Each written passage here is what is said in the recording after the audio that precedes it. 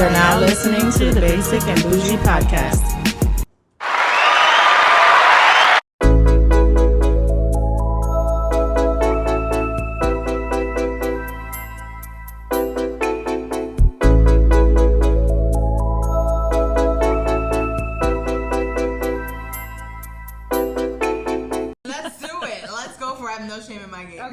We'll start out with you. I feel like I have gotten better because, and even I wish I still had my thing on my screen because I don't know if your phone does that, but every week it'll send you a like a percentage, like your screen time is up or your screen time is down.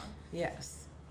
Sometime like maybe 2 weeks ago, my screen time was up like 30% or something. Wow. I also looked back at that week to see what I had done. I was like, I did a little bit of work, but I was really like bullshitting. Like that's just what it is. Like I really wasn't doing anything. Well, good to be honest. So I'm like, all right, to be honest, get my shit together. Yeah. So I was like, I'm gonna be more mindful of how much time I spend on my phone because I have the bad habit of I'll wake up, I'll make a coffee, or now I'll have my Shakeology shake with my coffee. I started putting that in my shake. It's good. And then I get back in the bed and I'm just like sipping whatever. And this is where my screen time is coming from. And then I look up and I'm like, shit, I'm running out of time because I'm not being mindful of how I'm using my time. Mm-hmm. So because I got that, it scared me. I was like, okay, when I wake up, I'm going to allow myself this amount of time to do whatever morning task. Mm-hmm. So this morning I woke up and I was down 15% on my screen time. Yay. So I was like, all right, so it's working. Where's the applause? Thank you. There you go. Thank you. See, you said you weren't going to touch the buttons. I know, but it just like that was so appropriate. But I was like, yes, go me. I'm down 15% because it's hard to detach from your phone. Mm-hmm. But and you know what? If I was your coach, I would say to you that's great awareness because awareness is the start of the journey. Mm-hmm. You know, and your morning routine is going to look different than mine.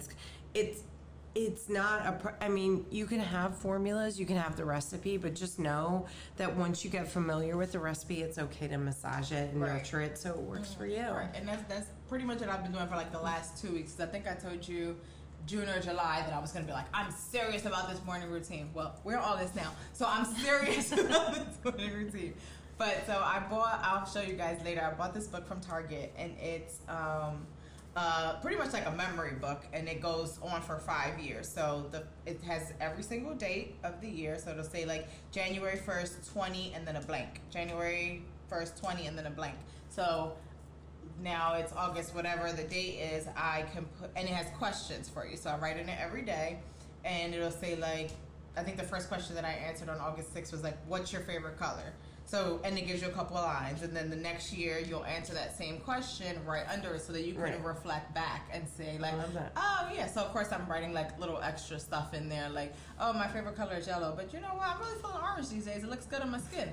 Then next year when I write something, I can like almost laugh at myself. I love that. I've been doing that every single day when I wake up, and I've been grabbing my planner and going through that every single day. Like, all right, what am I going to do today? Yeah. What did I do? What did I not complete yesterday? What needs to get just to keep myself accountable? Because at this point, it's nobody's job but me. I have nobody else to answer to. It's my job. But you just hit on something really important. It's never anybody's job, no matter where. It's your job. This is your life, you know. And even as coaches, our job is to hold you accountable to the best version of yourself, whatever that looks like in your mind, not in my mind. Right. Like I can share resources, I can share guidance, but it's you. What does the best version of Mel look like? Right. Okay. And then it's my job to hold that vision and go, Mel, this is where we're going to. I noticed you going this way. Are we contributing to this end result, or is it a distraction? Right. Because it's a distraction, let's get back on path. If it's contributing, then let's go this way because we'll probably end up here anyway. Right. And I've been very aware of my distractions lately, which is, I didn't realize how important it was. Yes, even like I was telling you earlier, I'm like, yesterday I spent hours talking to other people trying to help them out. Like I didn't have my own shit to do. So it came like 12 o'clock, I'm like, all right, enough. I need to focus on me. Like I have things to do. Right. You know, so you're 15% down. There you go. There's another amen from Bella. So I know you have a very strict morning routine. I have and it's gotten stricter in the sense that I woke up even earlier Okay. So how is that possible? So for a while, I had my alarm set for 4:30 because I wanted to be a 4:30 person. Mm-hmm.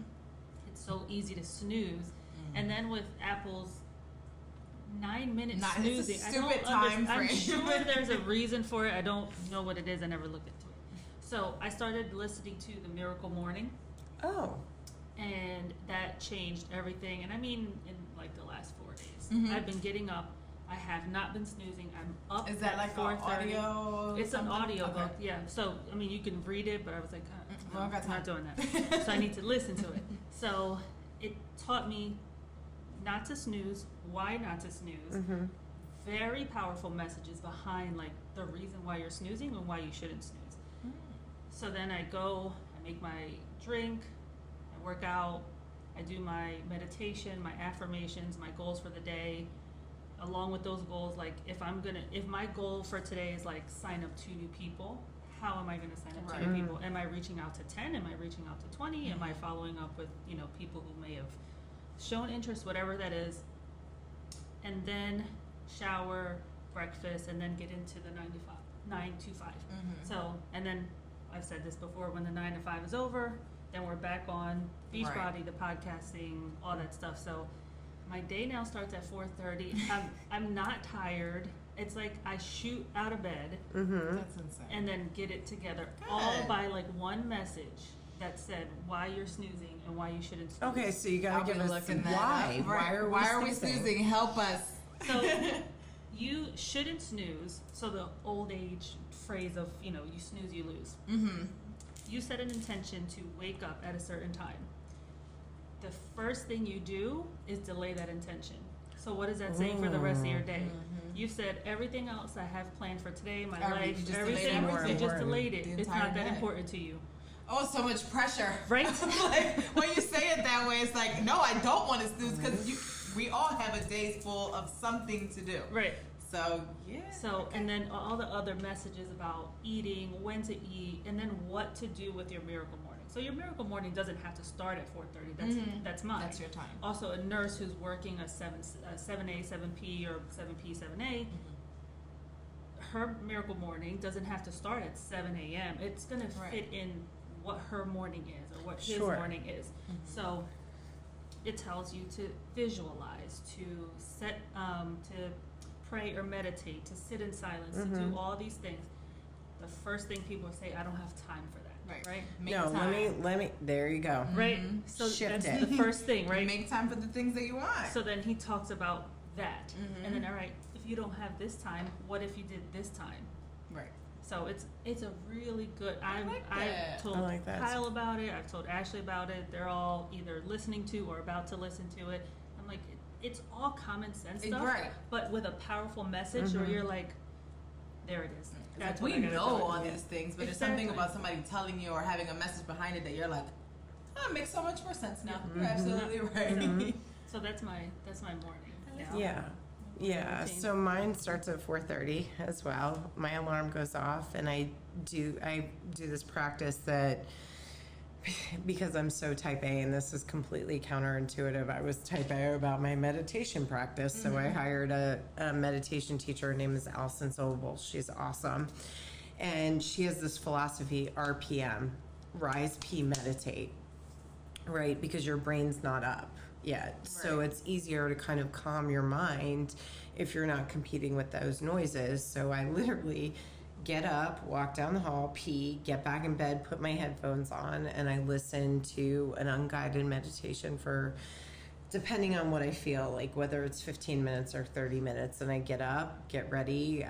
On Tuesdays and Thursdays, I go right to Soul Cycle and ride for 45 minutes, unclip, get in the car, and then drive 15 minutes to Vision Fitness and lift with David Yontef, who is a great trainer. And one of the reasons I love him is he's got a sports psychology mind. So like everybody who's in kind of my care team, and I include my psychiatrist in that, I include my trainers, the people that work with me, all have kind of a psychology background, so they know how to talk to me to kind of move me forward. So do that. Then I usually drive home, and this is the basic part, and I know you're probably gonna shun me because it's Starbucks, not Dunkin'. It's okay. So it's basically You a know. splash of Boujie. Yes. That's right. So I Pumpkin guess season is coming, so Yes. I will be there more Ugh. often. I was like, I feel like we talked about that you and I did not I like. am not a pumpkin spice person. Like so I'm basic about some things and I'm bougie about some things. Like I was thinking about like, what's the example? So the basic is like, my husband bought me this Oral-B like floss action toothbrush 10 years ago, and I still use it and I love it and it works. That's basic, right? But the bougie part is like, okay, well, I'll go get my hair blown out for before the podcast Right. and make sure, you know what I mean? Like things like that. The So, appearance, the appearance. right. But I think the meditation piece and, you know, working out and the strength training just really sets your day up for success, because at 9 o'clock I'm on calls with either the military or my individual clients or whatever, and then I'm on there till, I don't know, depending 4 or 5 straight through. You know, at some point I'm eating, and you know, the part of the self-care plan is also my diet. Like I'm keto leaning, like I'm not always strict, but I try to eat that because it gives me the stamina to get through the day, you know, because this is heavy stuff we're talking about. And I'll give you an example. Like last week's theme was, hey Kelly, can you talk to us about suicide and suicide prevention? Well, I need to be able to run that marathon that day, you know, and if I'm bogged down by carbs and sugar, it's not going to happen. I love carbs, but they don't love me back. No, exactly. Amen, sister. I'm right there with you. Like I'm with you with the keto. and I'm Italian. And it's like, hard. why did you curse me, ancestors?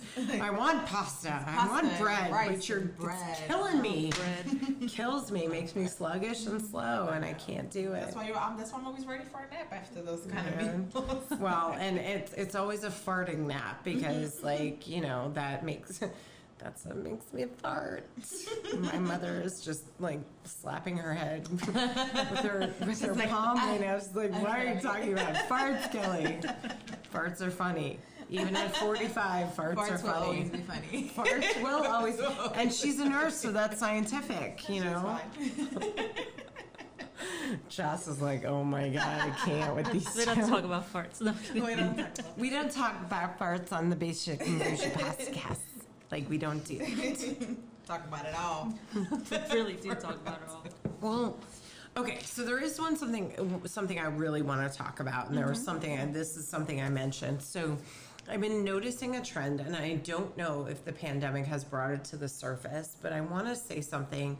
And I'm not single. Like, I was single for a long time. In fact, I didn't think I was going to get married. I thought I was going to be a bachelorette, and then, you know, I really believe in this saying, man plans, God laughs, right? Mm-hmm.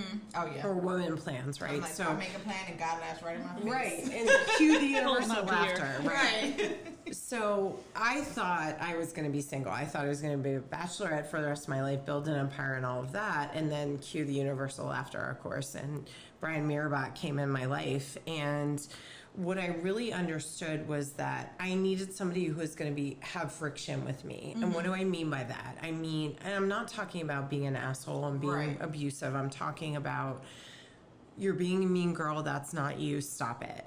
You know, holding you accountable to the higher level, right? And he and I make each other better, but I didn't go into it, and this is where I'm bringing it up, thinking I was going to fix him, like he was my DIY project. And I see a lot of women doing that, or men doing that. And it's like, the person that's coming into your life is not your project to fix. And if they are, and that's the reason why you're in this relationship, that's the wrong reason, and it's probably going to fall apart. So what I would say is, at least, again, I speak from my own experience, you got to come in as two whole people. And the analogy I give, and it's not great, so if anybody else comes up with a better one, is like, think about cake, right? When you're eating cake. Cake itself is great, right? But when you put the icing on it, it elevates it up to the next level. So your partner should be your icing, not your cake. Not your cake. I like that. That's a great I'm like, I analogy. like that. What do you mean? I really like that. Okay. Yeah. Yeah, so that's sort of what I was thinking because I don't need more cake. I need the icing on top. Right. You're a beautiful cake, but the icing is like, yeah, Right. okay, right? It's like you're elevating each other. Exactly. So, and the reason I was bringing this up is because I got a call from a relative of mine. I'm not going to say who it is, but they said, "Oh, I'm going to Boston for my birthday weekend." I'm like, "Oh my God, that's awesome." She's like, "Well, so I'm going with the guy that I saved." Is he drowning? What happened? Are you lifeguard? Who's in danger? What's going on? So I'm like, well, and this is where the curiosity comes in and people get offended. I'm like, tell me what you mean by save this Right. person. Like, what does that mean? Like, I know what it means in my mind, but I want to make sure I'm understanding. And she was like, well, he was an addict and I got him into rehab and now he's sober 10 years. Here's what I know about addicts, and you can jump in with the nursing part. If you're an addict and you are addicted to a substance, it doesn't matter what the people around you say, you're going to go get it. Right? If you choose to get into rehab, you're going to choose to take that path and take the steps to be healthy or whatever that looks like in your mind. I don't care if somebody is, okay, let's use the Michael Scott version when he tries to take Meredith to the rehab, right? Like, she didn't stay because she didn't believe she was an addict, even though we all knew she was, right? So that's kind of what triggered that discussion, because I was like, I wonder how many humans out there are getting into these relationships thinking, I'm going to save him, I'm going to save her, I'm going to save them. And it's like, no. Do you feel like, as I feel like I've spoken to a couple people that are dating someone else and they're like, oh yeah, they need X, Y, and Z, I'm going to help them, I'm going to fix them. I often feel like in my non-licensed life coach experience that they normally have to fix something within themselves, and they create this. Now this person walked into you. Now you walked into my life. You're my distraction. So instead of me working on me, I'm gonna help fix you. Right. And if you think about, okay, so we talked about life being a projection. You have like a little lash or Thank you. makeup or something. Thank you. So if you think about life as a projection, everybody is a mirror of our own thinking coming back at us. Okay, so if you're looking at somebody as broken, Angel, you are broken somewhere. So you've got a figurative wound inside of you that is bleeding all over, figuratively, everybody else. You need to heal that wound so you're not looking for other people to fulfill and fill that void. And I'll give you an example. Like, I had a very traumatic childhood and traumatic college experience, and for a long time I was looking for you to fill that hole inside of me. It never worked. Right, until I slowed down and did the work myself, and it took a long time. This is not, this is not going on a reality TV show and flipping a switch and going, ta-da, you're healed. It took me from age 19 to age 32, and I'm 45 now, to heal that. I'm fabulous. Oh, thank you. Thank you very much. But you have to do the work, and there's no avoiding it. Like, you can delay it, you can, eschew it, you can ignore it, but it's always going to be there until you heal yourself. Stop finding projects and heal yourself. Right. Yeah, because what happens People when that are not person doesn't projects. change Right. according to your standards? What you want. Right. So then now what happens with your relationship with that person, with you? Right. You move on to the next, you get mad at that person, like, what do you do? Yeah, you don't, it's just not. Or even in that situation with dealing with somebody who is an addict. Let's say, all right, I'm dealing with somebody that's an addict, and I saved them, I helped them, but now I no longer want to be with that person. Are you going to stay because you don't want to trigger them? Right. Or you're like, are they strong enough to do it by themselves? Like, I just feel like that's a whole, it's a lot. It's heavy. That's a lot. Well, yeah, and it's like, are they in it for fear and obligation? And that's not the basis for a good relationship either. I mean, I will tell you I can tell you the exact moment I fell deeply head over heels in love with my husband, and it hasn't stopped. And we were having a fight. And when I say fight, it's usually like, go in our corners and then come back and I'm sorry, blah, blah, blah, and it's done, right?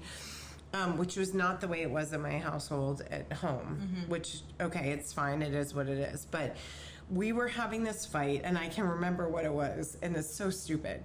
It was an argument about whether or not gas grills or charcoal grills gave better flavor. It's stupid, yeah. And Roy's off camera Roy's shaking his head like, this is not even a discussion. And I will tell you now that I know the right answer. Okay, didn't at the time, whatever. Were you team charcoal or team... Now I'm team charcoal. Okay. Now. But I wasn't at the time. I was like, no, it's gas grill. No, it's not. Stupid. Because, like, okay. And I'm calling myself stupid. I'm not saying to the gas grill people. So please Relax, gas grill community. Don't get in their DMs. Don't project your stuff on Kelly. And start, like, okay, all grills or whatever. Right. All grills matter. So, but I will tell you, my husband was standing there, and he was my boyfriend at the time, and he stood very stock still, blank stare on his face, and he waited for a moment to speak, which, if you can't tell, I'm a talker. So he waited for his moment, and he goes, "Are you done?" That's literally what Roy says to me when I'm going off. Right. Are you done? Are you done? And I go, "Done what?" And he never looks at done. me, deadpan, and goes, "Being a bitch." And I was like... And then I thought to myself, yes, I am behaving like a bitch. Yes, I am. And I'm not, listen, I'm not a fan of that word, but at that moment in time, was I behaving that way? Yes, absolutely. And I own that. And he goes, okay, can we move on now? And I was like, yes. And I realized in that moment, him already for that. he's like literally the best thing that's happened to me in my life. And that's what I mean by friction. You know, where if you think about friction, let's think about it in the context of a diamond and charcoal, right? Because charcoal is the essence of a diamond. What does it take? It takes friction to kind of get it down. And he knew that, and he knew that I was better than that. Right. And I wanted somebody in my life to be like, you're hijacked in your ego. Come back to me. This Come is back where down you, to earth. Right. And we need those kinds of people in our Somebody lives. who can check you respectfully. Yes, and he does all the time, and I'm grateful to that because he's made me a better human and a better coach by extension. that. So, yeah. Nice job, Brian. Yeah, Brian Meerbott, one of the best chefs in Philadelphia, according to Oh. Ernest Owens. Thank you very much. Don't hit Don't hate. You better talk about it. And no, he doesn't always cook me a gourmet meal. I was going to say, so what's dinner like? So last night's dinner was asparagus and salmon in this like butter crispy. I can't even explain it. It was Delicious. Can I say mouth orgasm? Absolutely. Am I allowed to say that? Absolutely. Yes. Absolutely. So he's very talented, and I think I'm just kind of a person that's attracted to artists. Like watching him create. Like I got not the romantic sense, but when I was watching Roy create earlier, you can see when an artist is in their flow, and I'm like, let me go over there because I love that. I understand. I understand You know what I mean? exactly what you're talking about. Like I like watching people in their element. Yeah. So he was asked to shoot for the Rump Classic basketball game. Yes. Which this will be his third year doing it, and he asked me to go the other day, and I was like, I didn't want to be a distraction, so I was like, no, you work, whatever, Yeah. don't worry about me, because he's very old school gentleman, like, so he wants to make is. sure that I'm safe. Roy's great. He is great. Oh, look at you get your shine. That's what she said. It's like Roy is also an Office fan, which is why I'm throwing in these little references. So my friend who's like my brother Al was also going that day, and he called me, and he was like, hey, this is what me and him and his son were going, and I was like, oh well, Roy's working that event, I want to go and like just surprise him. Really, it was more for me because I wanted just to watch him work because I like watching people in their element. So I did. I ended up popping up and just like You caught him by surprise sneaky. in his element. I was like, I just want to watch. Like I like watching creatives. Like I like to I watch do people too. work. So I'm like, go ahead, do your thing. Like Yeah. show off. Like I'm here. I'm just gonna be a cheerleader. I'll tell you I what, just when love it. For you, Brian, not the guys. Right, supporting. right, exactly. Yeah. Like, stay over there. I don't know, for me, when Brian Meerbott is seasoning some salmon or something like that, I'm done. I'm like, okay, let's go. I'm ready. So How long for the salmon? that's right. Let's make sure it's not overcooked, but can we take a pause? Right. Because I'm loving what you're creating here, I love man. it. What else you got for me? What do you have for us? I don't know. I just, I want you to follow your gut, because what you've created so far is fantastic, and I don't want anybody to mess with that energy. And when you talk about your 9 to 5, I notice somatically the energy goes down, and to me that tells me that's not where you're supposed to be. That's not what's going to serve humanity and the greater good of all concerned. So whatever I can do to help you, move you along, or walk alongside you, I'm happy to do that. But to anybody out there, now is the time. I mean, now is the time. Let's think about this. Like, let me give you some statistics. So the Great Resignation is going on, and if you don't know what that is, that means like a lot of these big corporations are saying, just Mel, as of August 1st, you need to come and work in the office, and people are going, no thank you, I resign.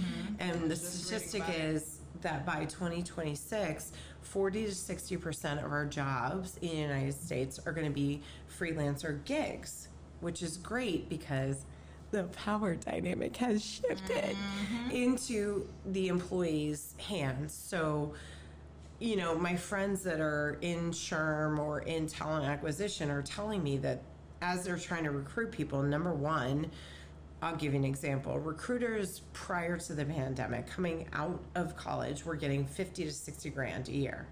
Now they're getting 80 to 90 base. The recruiter. Oh, that's just an example, right? So they're coming out of college. Because of my travel nursing, I have to deal with recruiters, and I felt for a while there was a lull. Wasn't receiving any calls. As of maybe the last month, everybody's like emailing me, calling me, like they work off commission. So when I sign a contract, they get a kickback. Right. So their base now has gone from 50 to 60 to 80 to 90. Okay, just in a matter of years.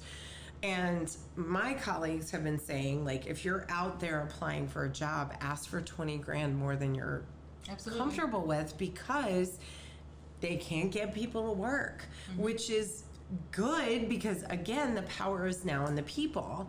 But yeah, exactly. And people are also going through the great reassessment, like, is 9 to 5 really what I want? And nobody wants that. Nobody wants that. Nobody you were wants taught that. Right. This and is what we're that's taught. what we're supposed to do. You're supposed to get a job. You're supposed to have benefits. You're supposed to take scheduled personal time off, but make sure that no one else has that time off. And you're supposed to do all these things. Says who? Says corporate, so that they can keep you in the office. Right. Well, and to Mel's point, and to your point, it's conditioning. It's what we've been conditioned, right?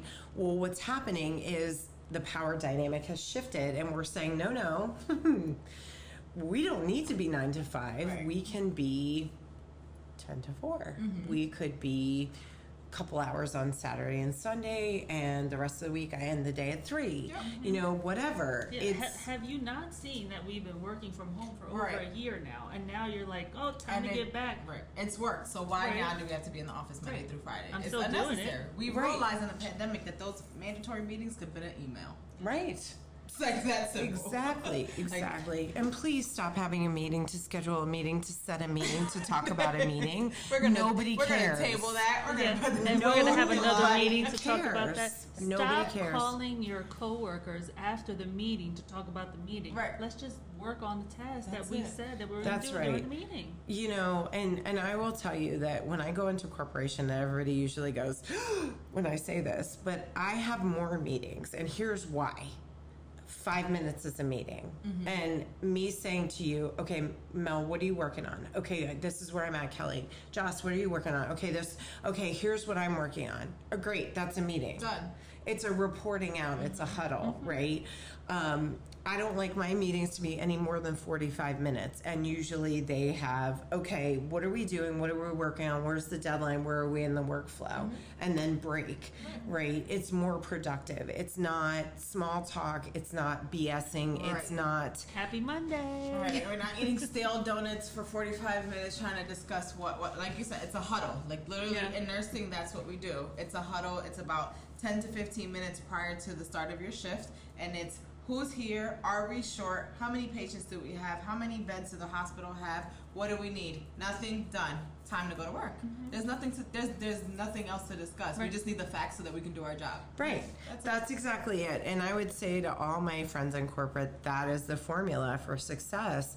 And please stop grandstanding to justify your existence. If you need to sit there and talk for 15 minutes to hear yourself talk, we don't need to hear it. Put it in an email. We got work to do. Right. There was a team on my old floor that they would, every Monday morning, they would have a meeting, but everyone would be standing up. Yep. So that no one gets Right. comfortable Yeah, our and huddles were like, standing up. stand By the up, nurse's let's talk station. about what we have going on this week. Break, let's go. Yeah, I mean, when I have clients that don't have like a structure or seamless communication, I'll tell them to do 5-minute huddles, and they literally they can't sit down, and you set an alarm, and when that alarm goes off, you're done. Right. I don't care where you are, and it usually takes them a little bit to get there, but by the time they get where I want to be, it's exactly what you're talking about. It's the facts. What's going on? It's that high level thing. And What if do we have? What do we need? Let's go. Right, and then if Joss has a question where she and I need to take it offline to get further details, like, hey, I'm working on this project and this is what's happening, and I need to know, has the photographer shown up? Have we gotten those images on social media? That's an offline conversation. Correct. It doesn't require Nobody everybody. else has to hear that. Yeah. Right, and I think corporate really needs to let go of its old paradigm and really shift. And here's another thing I'll talk about. Okay. Go ahead. DEI. DEI is not a series of training. It is an evaluation of every part of your institution, from comp analysis to recruitment to retention to training to, does your organization reflect the community that you're in and serving? It is not, training, check the box, move on. No. Right. If you really want to be diverse, equitable, inclusive, and create an organization of belonging, you need to analyze everything. Everything. From even how your bathrooms are set up. Right. Every single detail. Very true. No, it's true. You know, and I love DEI because I'm a big believer in, my life has been enriched by people who don't think or look like me or come from, and I've learned so much, and maybe that's a selfish kind of approach, but I think if you're not including all of these different types of people who view, from able-bodied to transgender to, you know, indigenous people to Latinx to, I mean, I could name them all. You are missing out. Yep. You're missing out, and okay, you want to talk dollars and cents, you're missing out on 30% more direct to your bottom line. Period. Exactly. Very true. And I think that a lot of these organizations that put a black box up to support George Floyd and Black Lives Matter, and that's all you do, shame on you. They just Shame want on to be you. part of the media wave, but they're not actually doing anything to create any type of change. Exactly. This is not a press release. This is humanity, and you need to start looking at everything that comes into your organization, your processes, your procedures, your the institution as a whole, and it is not a series of training. That's one Right. piece. Because those employees are sitting in that 8-hour training like this. Like, they got their head down, they're not paying Yes. attention, they're not listening. It's because you don't reach people that way. You don't put them in a classroom and say, 'Cause you watch just- this video you for put a slide 45 deck minutes. up and then, right. you know, you Because they're point looking to at some that's a stuff. break from work, actually. And now I'm just going to be on my phone on Twitter while this important information is playing, but I'm not engaged because you just put something on the screen. Yep. Right. And to my white sisters and brothers, stop using black and brown people as Google.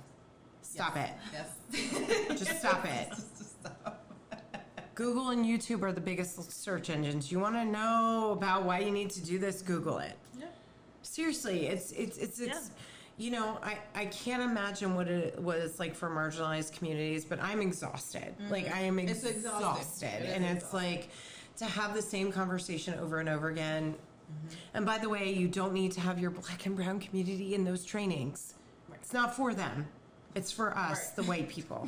who fucked shit We've up. been Sorry, living it. can I say F? You can absolutely say it. Sorry, and I know I'm gonna get a lot of hate in my DMs for those statements, but it's the truth. you block and delete. Get a lot of love. Block too and delete. for Block, delete. I mean, speaking like, facts. come on.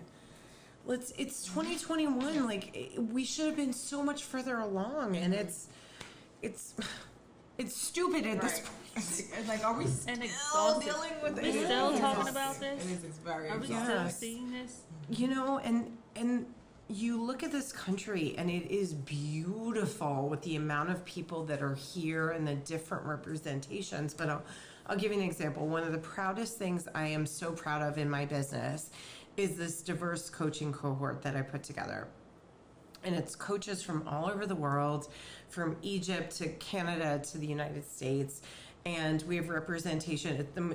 There's 27 coaches. The majority of them are women. A good majority are women of color. We have indigenous coaches. And I remember talking to one of our indigenous coaches because I looked at it and I was like, we can't say BIPOC if we're not doing the I in BIPOC, right? Mm-hmm. And there's a lot, and for those of you that don't know, BIPOC means Black, Indigenous People of Color. And in the corporate community, they forget about the I. So I was like, okay, we can't have that cohort. We need to have somebody who's part of the I, right? So we have two incredible coaches that are amazing, and one of them used to head up the Yale Center for Native American Studies. And she said to me, have you ever heard the saying that Mama Yale has a big purse, but it's always closed? And I was like, no, but makes sense. And I said, let me ask you this. You were probably recruited by Yale, and I'm sure all you Yaleys are going to get in my DMs, but whatever. I don't care. I can take you. She said that I said, you got recruited by them, you got all these flowery promises, and then you get ahead of it, and like you get to be the head of the center and they don't do anything. She goes, yeah, exactly. So, to me, my job is to really uplift these voices and basically kick down doors that were closed, right. Because let's be honest, I was born with privilege, and I was like, what can I do with this to make things more even? And that was it. And these coaches are really world class and incredible, and I'm so proud of them and the work that they're doing on their own. And understand, to be really clear, my thought was, okay, all these coaches are individual, right? They have their own individual businesses. I'm not asking you to give that up and roll up under this cohort. What I'm saying is, let's all align ourselves, right? And we can work with organizations that are huge that may not look at Mel and Joss and Kelly individually, but as a group, powerful. Now we've got power. So, I mean, we've been in contact. We've got our first client, which I'm really proud of, but we've been in talks with Capital One and Tyson Chicken and Sinclair Community College to bring this group to help do transformation inside of that. And I love that. It wasn't hard, It was me saying, this is what I'm thinking is the next level of transformation. Who do you know? And literally my network came out and was like, you need to talk to this person. And I talked to them individually, vet them, and if it feels right energetically, and I will tell you, not everybody's an energetic fit, then they come in and we kind of go together as a group to help transform these cultures. So I love that. yeah, so that's probably one of my.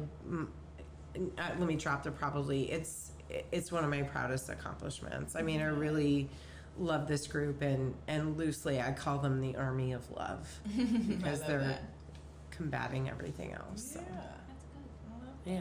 And you've equipped yourself with a diverse group of people Right. that can talk to the things that Right. need talking to. Yeah, well, and also, like, as a coach, one of the things that I noticed is I felt lonely, over these 12 and a half years. Like, okay, this client or prospect harassed me or said, Kelly, my father's coach went to the University of Pennsylvania and he didn't charge what you charge. And I was like, you mean the same coach that sexually harassed half of your sales staff that you had to fire? That coach that you're, but wait, he was a white male, and because he's a white male, you're excusing him and not just.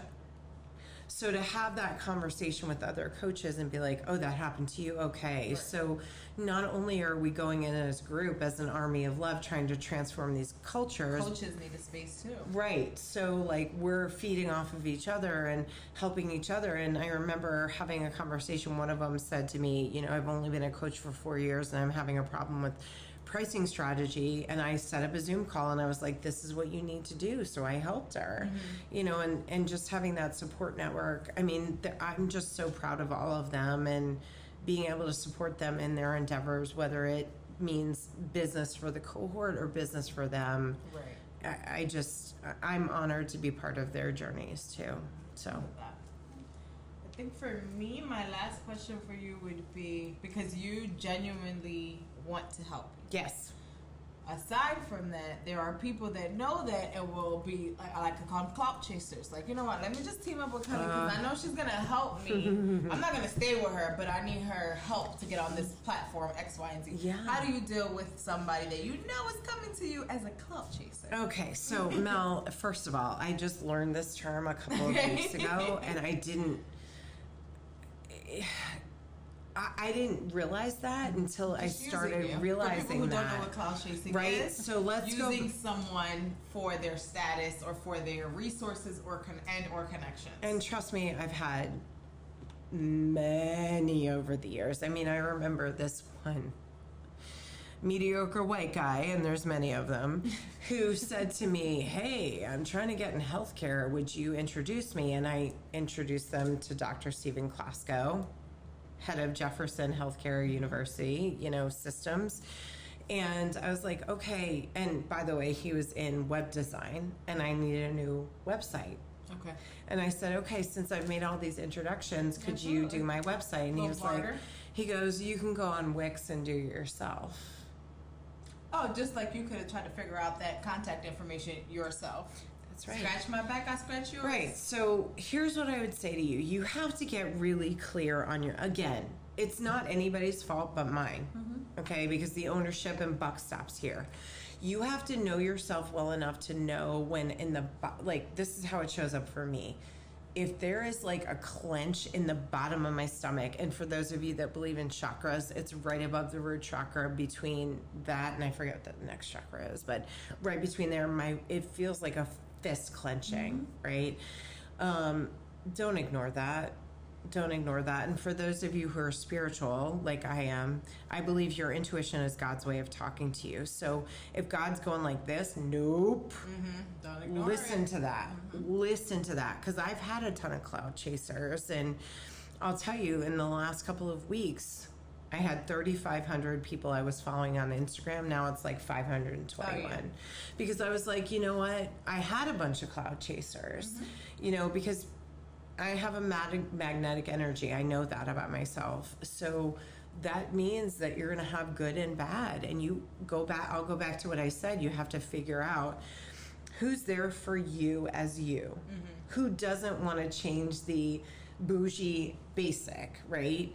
Who loves you for who you are and just will elevate that and amplify it. And that, as my job as a coach, is to turn up the volume on what's amazing about you, right? Not to change you, not to get anything out of it, but just to guide you. Anybody who wants to change you or always has their hand out, that's not the right person for you. So what I've found in my career, there are 3 types of people: those who love you as you are; those who you can't trust, and you'll know that based on, like, for me, it shows up like mayday, mayday, going down, Right. go the other direction. That's how strong it is, because I've attuned to it. And then there are people who are cloud chasers. So to answer your question, sometimes it just takes time to figure out. Once you figure it out, block, delete. Yep. Separate yourself, because again, leadership is about emotional regulation and energy management. And if you're constantly pouring into somebody who's a cloud chaser, 9 times out of 10, it's not symbiotic and it's not coming back to you. Yep. And as soon as you notice that, Wasted energy. bye. Yep. You know, like for me, you all came on my podcast, right? It was a benefit to me because, number one, I wanted to elevate voices that aren't like heard normally in my community, but also I loved what you were doing. I love you too. And now you're having me on your podcast. So again, it's a partnership, right? It's give and take. As opposed to saying, let's get on Kelly's podcast because she has a following, but she ain't coming on ours. Right. Or coming on Kelly's podcast, and I had this, Jenna Arnold, you told me you were going to share my podcast episode and you never did. You know, and by the way, people who are guests on other people's podcasts, share them. Absolutely. Please share them. It's not hard for you to go share. Like, I never understand You're that. on your phone Free all support. day It's long. free support. You know, I mean, and I talked to my friends Aurora Archer and Kelly Sorg, who have an incredible podcast, The Opt-In, and that is our biggest struggle is how do you get people to share your podcast episode? Like, it's not hard. Doing something simple like that. And I'll tell you, Jenna, I love your book, Raising Our Hands, but you will never be on my podcast again because it was easy for you to share it. You didn't do it. We'll do it the best we can. No, you just share. You don't share That's it. You made your choice. You know, and I get that. Like, I understand it is what it is. That's your choice, but that's my choice too. You won't be on my podcast again. Joss and Mel are welcome anytime. Ernest Owens is welcome anytime. Kelly Sorg and Aurora Archer are welcome anytime, you know, because we know that we're nobody without each other. And like that requires elevation of voices. So no, I 100% agree with that. I was talking to someone not too long ago who has like a small business, and he's like, well, I don't have a lot of money to offer you. And I'm like, well, how about this? Like, let me try this product, you try this, and we'll barter. You scratch my back, I scratch yours. It doesn't always have to be about money. Right. We can help each other grow without saying, like, this is my fee schedule. Because I think I text you, so I was like, what's our fee schedule? I was like, do we have one of those? We don't have one of those. We just want to share the love. Yeah. Like, we'll share your info, you share our info. I'm okay with that. Right. Like, I'm 100% okay with that. This is a passion project that we have. Right. Like, we enjoy like doing this. Make money off of this as a business? Yes. Absolutely. It'll happen when it's happening or when it happens. But this is something we love Sundays. And every time Mel sends over an edited episode, which it's not like we don't cut it, we don't chop it up. It is what it is, right? We're so excited. We're like, we're so funny. Space. I know, we're so funny. We are our biggest fans. Which you should be. Like, no, we're really funny. We should be, because who else is going to be, right? If you're not a fan of yourself, nobody else gonna follow you. You know, and I would say to these corporates, stop asking small business owners for free. And I'm going to call it out right now. I have a colleague who works at Randstad. Randstad is and the only reason we know this is because she told us in the beginning of the conversation, it's a $29 billion with a B dollar a year staffing organization. I just told you the job market is hot, so they're making money hand over fist. Meanwhile, they're asking me as a small business owner to speak for free. No. Because they don't have a budget. Bullshit. You don't have a budget. Bullshit. Okay. So we said no. We said no. I mean, I had another organization, I'm not going to mention it because one of the people on this podcast is employed by them, said to me, come speak for free. And I said, okay, I'll do this. And this was before I drew a hard line in the pandemic. And I said, all right, I'll do it if you give me all the email addresses of the people that attended just for one follow-up. I want a letter of recommendation on your letterhead. Doesn't cost anything. Write me a letter of recommendation on LinkedIn. And they didn't do any of them. Corporations, get your shit together. That's not hard to do. That is not hard to do. And they didn't do it. And I know that person. They don't want to do nothing. They don't want to do nothing. And that person tried, and the other end was like, oh, how do you ghost professionally? Oh, you don't answer people's emails. That's right. Like, and what so are you doing?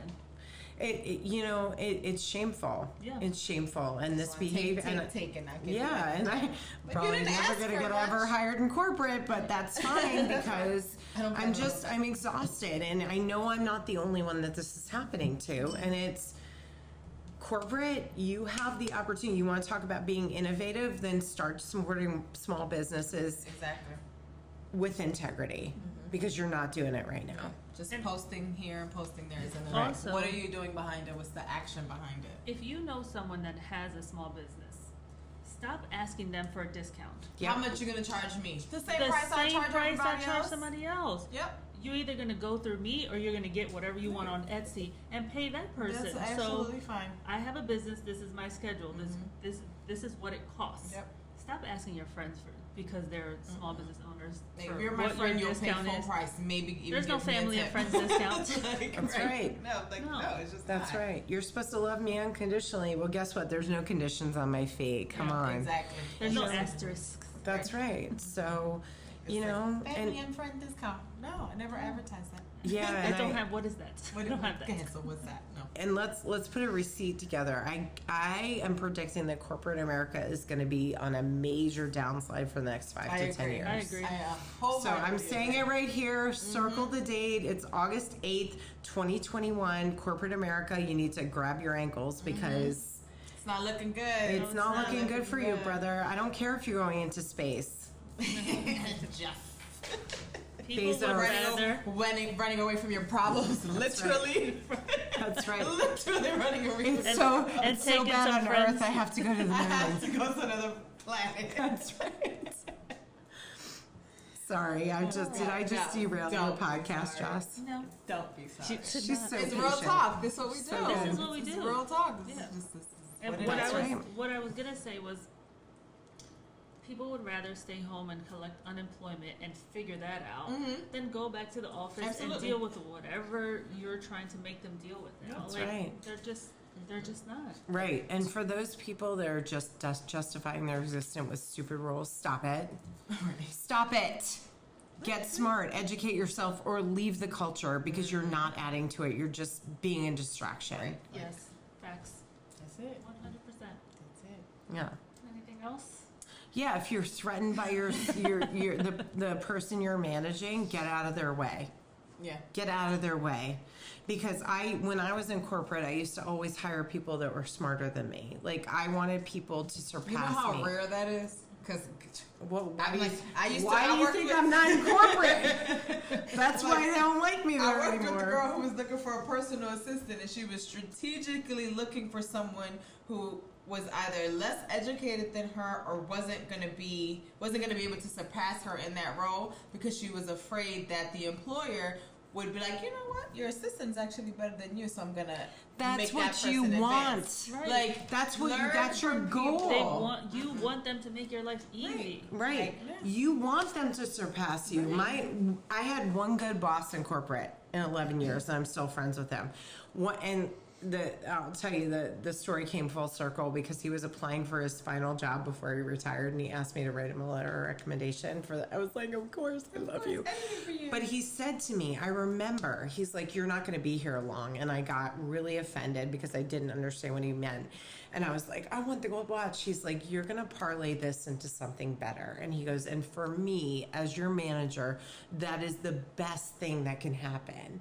And as a manager, that's what you want. You want your people to surpass you because that shows that your leadership was effective and you're a good manager. Yeah, exactly. Right. Like, it's not hard. Get out of your way, shut your ego up, and do what you're supposed to do. And you just said that, and I'm trying to think of a good supervisor.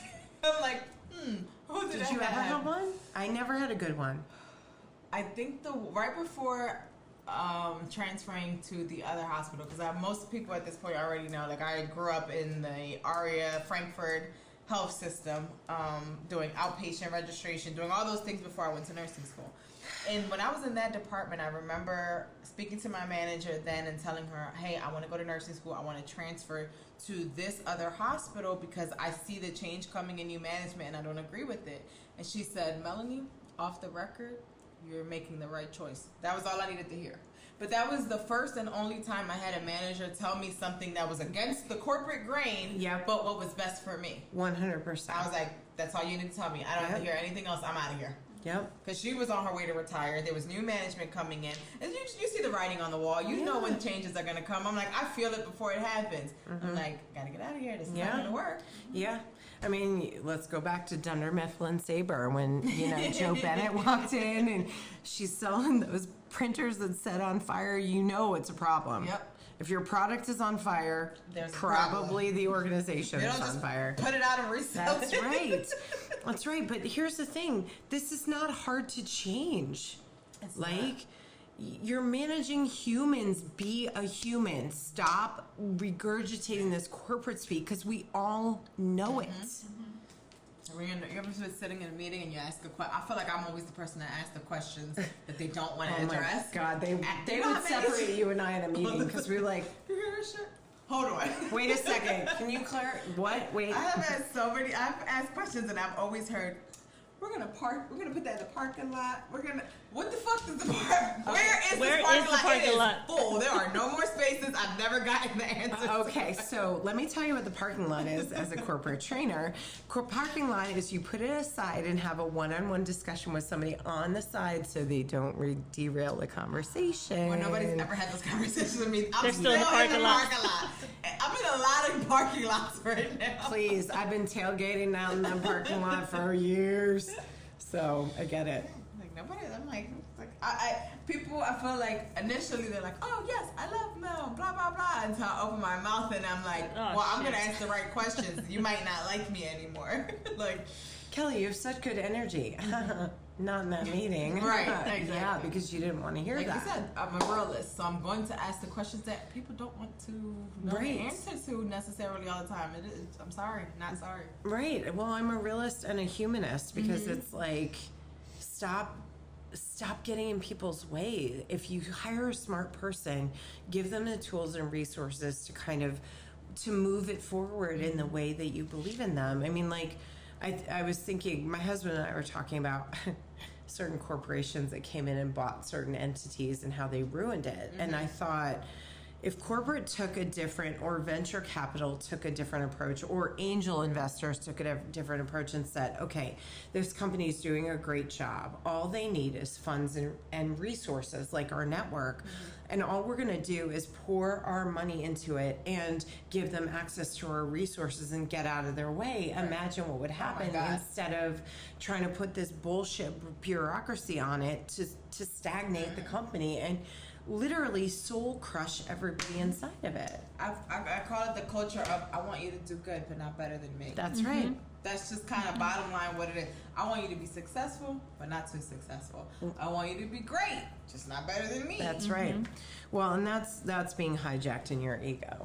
That's not a soul-centered space. And that I try, not always perfect. Nobody's ever perfect, but I try to lead from a heart and soul-centered space, and that means sometimes stepping out of the way and allowing somebody else to take the lead, and not centering yourself in the discussion. Right? Exactly. And that's okay. Yeah, that's okay. Yeah, they see it as such a diss or like a threat personal to them. It's very personal these days. Well, and I know I'm going to get a lot of hate for this statement. It's fine. But it's a tenet of white supremacy.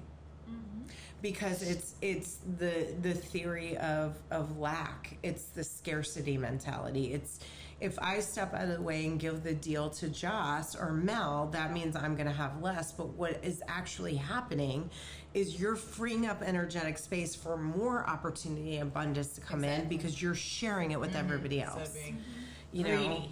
So stop it. It's not cute. You're blocking your own blessings. That's right. Literally blocking your own blessings. Yes, exactly. By trying to say like, no, this is mine. I'm not going to share this. But like you just said, if I help you with that opportunity, you don't even know what doors you just opened up for yourself. Right. Well, and even think about, let's use it as a physical analogy. Mine versus sharing. Right. Ours. Constrict versus expansive. You know, and for me, it's just more fun to share. Yeah. I just have a lot more fun sharing with people. So, anyway. What social media was actually made for? Networking. Exactly. Not bullshitting. Exactly. Like actual or being mean or bullying. Right. Dumb shit. Right. Sub-tweeting, sub-Facebooking, whatever. Yeah. Public opinions from private accounts. Public opinions from private accounts. Well, and opinions are subjective and they have no accountability to them. Yep. They just don't. Oh, that's just my opinion. Really? Great. Good for you. Keep it to yourself. You're right. Did I ask you? You know, like people like Matt Getz going up against Dr. Fauci, keep your mouth shut. You're a pedophile. You have no room in the discussion about science. This is a man who wrote the book and also went to Holy Cross, where I went to. Undergrad. College of the Holy Cross. Me and Dr. Fauci. Rubbing elbows with That's right. Boujie. Oh, and Anthony, you're going to get a handwritten note from me to be on the podcast, so just prepare yourself. Get ready. Anthony. That's right, Dr. Fauci. First Love name you. I basis. love you, Dr. Fauci. He was the most popular costume of 2020. Popular costume? He was popular. He was? I didn't know Like that. didn't even know suits and- That's hilarious. I'm full of useless knowledge. I That's remember very reading that. useful. That is very useful knowledge, especially with Halloween right around the corner. Right. Because I always think about what am I gonna be. Right. I always want to be Cardi B, and then I don't. Oh my God, I And then I love don't do her. it. Cardi B, that you're another one. Like, I'm putting this out in the universe. I Yes. would love to just have you on my podcast to shoot the shit. Amazing. I just think you're amazing. no questions, no script. Like let's just No, talk. let's Yeah. just talk. What do you Just wanna talk. say? What happened this Fascinating. morning? Right. What do you want to How talk did about? your day start? You know, Right. You know, and Meg the Stallion, you too. Love her. Love you. Love you, Maggie. Love you Mags. all. Keep doing what you're doing. Keep agitating. Oh, and Little Nas X, if you ever want to come on my podcast, we'll talk about that too. Yes. Bad So- Bunny. Bad Bad Bunny. Bunny. Yeah. J-Lo. Yeah. J- Might Of as well. course. Yeah. You know, 8/8, so it's August 8th. If you turn 8 on its side, it's what? Infinity. Infinity. It's supposed to be a powerful day for manifesting, so Oh, this is a I'm good day. just saying. Well, this is a good day for manifesting. That's I didn't right. even think Write about down all that. those names. That's right. So I decided my manifestation is I want my life to be, I want my bank account to have $1 more than the richest white man on the planet. One more time. Just $1 more. Just one. And one of my friends was like, you don't need that kind of money. That's stupid money. What are you going to do with it? And I go, give it away. Give it away to people that need it. Give it away. Do you want to say what you want to do on your 50th Oh, birthday? yeah, I told you about that. So my goal for my 50th birthday, which is now 4.5 years, is to give away $50,000 in $100 bills. And see, Bella is already claiming Bella's her. like, I want my 50K. That's ma'am. right. I want to give away $50,000 in $100 bills anonymously across Philly. So I want to, obviously, I'm going to hire people to kind of protect me because I'm Yes. going to have 50 grand in my car. But I want to just jump out and just hand it out, kind of like that guy that plays Santa Claus in the Midwest. Have you seen him? So every Christmas, he's like the Secret Santa. And I'll show up and like either pay off people's things and lay away at Walmart, or like Oh, I love he'll- when I see those stories. yeah, so that's what I want to do. I want, on my 50th birthday, I want to give away $50,000 in $100 bills. Every time you tell me that story, I get chills. Yeah, Like, that's like, I what just want to wanna be there do. for it. I just want to see it. I Oh, just want to watch it. absolutely. Well, I I just want mean, to watch it. you know, Just have a caravan of like Right. that's right. A black caravan Cadillacs of following good. you. Yeah. It's amazing. Yeah, and the only, not for show, just for like people. For you, and for people, right? You're not doing Yeah. it with a camera crew. No, and like I don't that. want to do that. I just not want like to. a Fox 29 special. No. And I thanks. won't ever tell anybody. Like, I'll just do it. pop up. Yeah, and it's just because I want to put it in the hands of the people who can really use it. And of course, I had some relatives who were like, Kelly, what if they spend it on alcohol or drugs? Once the $100 bill leaves my hands, it's none of my not my business. business. Yep. It's no longer mine. It's my gift to that person. And if that's the space they're in, it's really not my place to tell them what to do with it. You didn't say, I want to give out 50K and say, but you got to do this. Right. No, this There is are no whatever you feel caveats. is. Now, let me take it a step further. Another goal of mine is to set up trust funds for my 9 nieces and nephews, but there are caveats to that. They must be gainfully employed. They must take a vacation once a year with the family. You know, those are 2 caveats that I have, and I think those are fair. So I'm like, that's a pretty good deal. That's a pretty Where are we easy going deal. this year? Right, where y'all want to go? Let's start right. planning them out. Yeah. That's right. That's it. I mean, I'm not trying to make the complicated simple. I really want to get the money to the people that need it. That need it. That could You use know, it. that could use it. That maybe that $100 bill means the difference between them paying their electric bill that month. Like, great, you Be know. able to go food shopping Right. versus, eating a cup of noodles for the next couple of Right. days. Like, it That's could exactly be a it. big help for somebody, anybody. Yeah. And here's the other thing I know for shit sure. There's this much space between me and somebody who is living on the streets. One bad business decision, one bad financial decision can put me right there. Absolutely. And I would want somebody to go, here's $100, do whatever you want with it. If I was in that situation. Absolutely. I feel like we're all either a paycheck or a bad business decision away from being in a really fucked up position. Yeah. So humble yourself, because if you're up here, it doesn't take much to bring you back down real quick. Yeah, and I'll pull a quote from my favorite book of all times, which is To Kill a Mockingbird. Love it. I've read it many times. And Atticus Finch says to his daughter Scout, you can only understand other people by walking a mile in their skin. So you don't get it, put yourself in their skin and try to look at life through their lens. Then it'll snap right into place. It's easy to judge when you're in your safe bubble. That's right. You're like, well, you should just do X, Y, and Z. That's right. Or if you're surrounding yourself by people who are like you and are sycophants and are like, Mel, you're the best, even though you're being an asshole. Right. Not that you are. I don't want yes people around me. I want you to call me on my shit. That's, you were you being know, a bitch and that's today. literally why. Yeah, that's literally Call why me I out. married my husband, because not because of that, but because I didn't want people who were like, you're the greatest. Right. No, you fell short today. This is where you should be. I want that in my life. Yep. Yeah, I'm not sure if you're up on what's going on with the baby and him being canceled. Oh, yes. And I'm like, that is literally a product of your entire camp saying, go ahead, you can do whatever you want. You can say whatever you want. Nobody at one point said, yo, bro, that's not a good fucking idea. Yeah. Is that what he did at Rolling Loud? Yeah. Yeah. So he was out about, and again, I'm gonna defer to an expert, Ernest Owens, who, if you don't follow his podcast, Earnestly Speaking, he's a good friend, but he's also a Penn graduate, master's of Earnestly Speaking. Yes, and he is literally the best.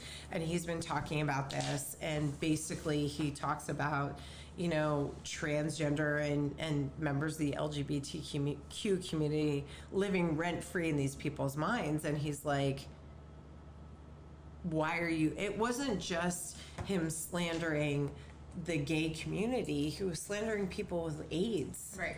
You know, and then, listen, if you're not sorry, don't apologize. Because I really don't feel like he's sorry. And that's my personal opinion is...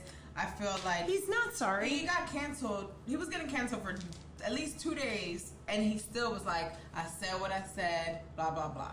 I don't know what major deal he ended up getting canceled or dropped from, and then came the apology. And I'm like, well, I feel like a lot of people are doing that too. They say what they want to say, so you're saying what you feel, and then you get some kind of consequence. And so you just made a bad business move, and now you're down here. Yeah. So again, from being in the music industry, I was incorporated for 11 years, and I, you know, interfaced with people like Common and Shakira and Britney and all of these people, Christina, all of those, and they make their money off of touring. So if he says something like that, and then all of a sudden these tours start canceling him, that's revenue out of his pocket. And let's just say money speaks louder than actions and words, you know. And here's where the flag was for me. Number 1, apology, and number 2, apology. And then if somebody like Elton John has to come out and smack you down, shut your mouth. Right. When you're still like, nah, whatever. I'm like, you got Madonna, Elton John, like, and still there was no aha moment. Yeah. And then Dua Lipa, who has one of the top like hits with Levitating, the remix, and she says, I don't know who this person is. I didn't work with this person. Again, you don't have to say what you said. You could say, hey, are there any people out there in the crowd that, you know, want to party? You could have said that instead of... It was like I'm an not attack. Say what you said. I don't even want to repeat it. I don't want to it was perpetuate literally it. like a specific attack. Yeah, and it's versus like... just saying like, y'all want to get fucked up tonight? Let's do it. Y'all want to have a good time? That's what we're here for. Yeah. Let's turn it up. Let's throw it down. Like, I'm all about that. I will get loud with you. At one point, I just looked at it. I was like, is he trying to self-sabotage? Like, I was questioning that. Like, are you trying to do... Because you're doing a great job at it. Well, and I also wonder, like, with these stars, just from what I know, and I don't know everything, but are you trying to stay relevant by manufacturing drama to stay in the headlines?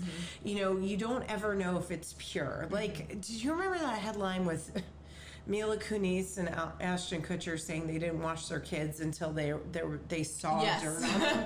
Why?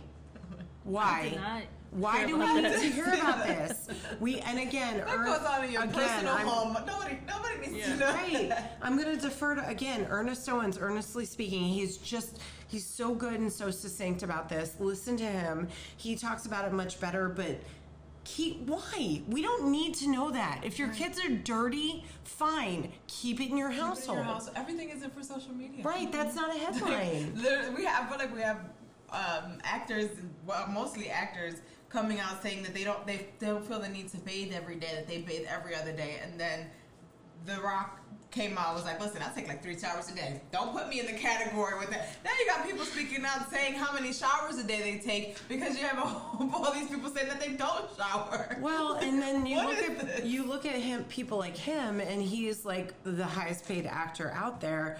Is there somebody on his team going, hey, you need to talk about how many showers you take just to get part of the conversation? Was that an original, I'm going to speak out, or was that like somebody said, like you just said? Right.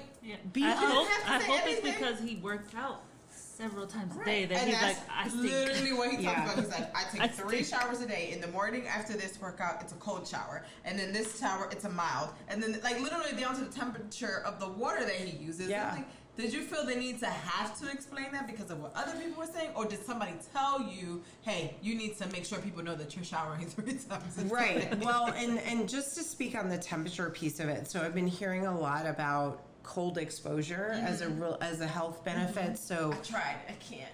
I try at the end of the shower. So you know how you do it? This is how you do it. You just so you get to the point in your shower where you can tolerate it. Like, and then you move it a little bit further and move it a little bit further. Now, if you want to be a glutton for punishment like me, you go to cryotherapy and you do 2 cycles. You do back-to-back 2 cycles, which you do it for 3 minutes. You get out, they warm you up, and then you get back in. And Dr. Gray and her people at Restore Cryotherapy, I love them. And Wayne, they're awesome. They can tell you how to do it, but cold exposure is good. It's good for inflammation. I read about it, but I tried it. But listen, it's not one of those things where you like jump in head first. Right. You it's like, this ease is amazing. into it. Ease I into love it. cold showers. Said no one ever. Right. Not the first time. Ease into it. Ease into it. I literally wanted to try it because I read somewhere that it shrinks your fat cells. So I was like, sure. Yeah, and boosts your immunity, helps with inflammation. I mean, all of these things. So. It helps your breathing too, right? Because Like you if I have could no choice but tolerate to a little bit of it, that's better than nothing. Yeah. And remember, baby steps create forward momentum. So if you can tolerate medium, then see if you can tolerate medium cold, and then cold, and Eventually then you get freezing. there. Everything isn't overnight. Yeah, that's right. This is not a reality TV show where you become a millionaire. You just baby steps, baby steps. 7 steps. 7 steps to getting a cold 7 steps shower. to cold That's showers. right. That's right. Again, thank you so much. Oh my God, I love you so guys. much. Anytime. This was Such good so much energy fun. today. Like, I Yes. don't ever want to stop talking to you. I don't want to stop talking to you either, but we I was like, better this will shut be it a off. 3 or 4 part of this. Whoa, whatever you want. So. All right. Strong work. Love this episode. Yes. Until next time. Right. Bye.